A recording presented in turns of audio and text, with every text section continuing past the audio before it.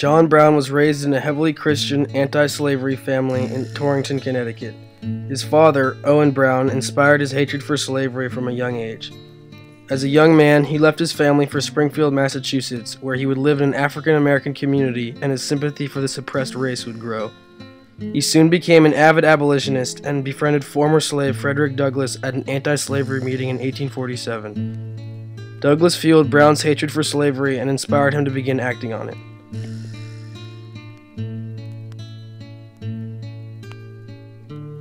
During the Bleeding Kansas Affair of 1854, which was essentially a dispute between Northerners and Southerners over the issue of slavery, Brown and several of his sons moved to Kansas to support the Free Soil movement and the anti-slavery advocates.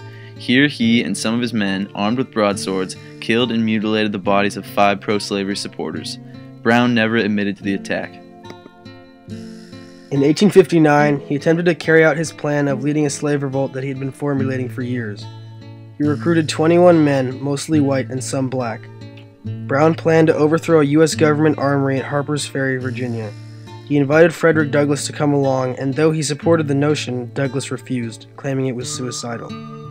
On October 16th, Brown led his men in a guerrilla-style attack to capture the armory. He planned to distribute the captured weapons to slaves for the revolt. After successfully overthrowing the armory, the U.S. Army was sent in, led by Robert E. Lee, and Brown and his men were quickly captured. Brown was tried and sentenced to death by hanging. His sentence became a controversial topic, and though many called him an extremist and a murderer, others praised him for his beliefs and bravery. Supporters of Brown, including Douglass, Henry David Thoreau, and Ralph Waldo Emerson, spoke on his behalf. In a famous Boston speech, Emerson was quoted as saying, "Brown will make the gallows glorious like the cross."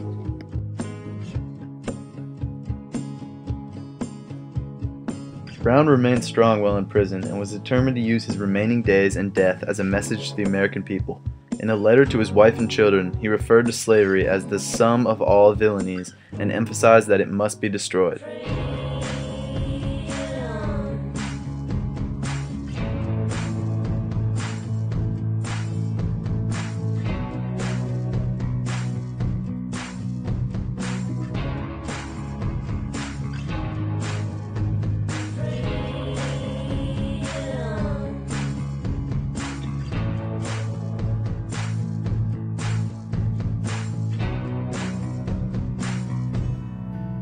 John Brown was hung on December 2, 1859, in front of a large crowd.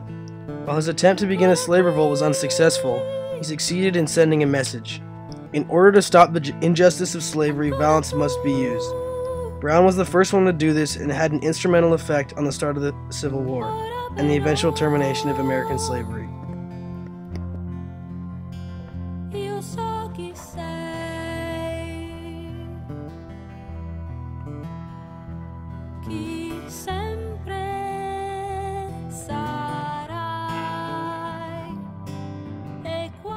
The war was long, and the casualties were many. It accumulated with the defeat of those protecting slavery, the Confederacy. Because of this, the 13th Amendment was passed, and slavery was permanently outlawed in the United States. Years could have passed without change if Brown had not bravely stepped up. He should be remembered as one of the greatest American warriors, civil rights leaders, and heroes.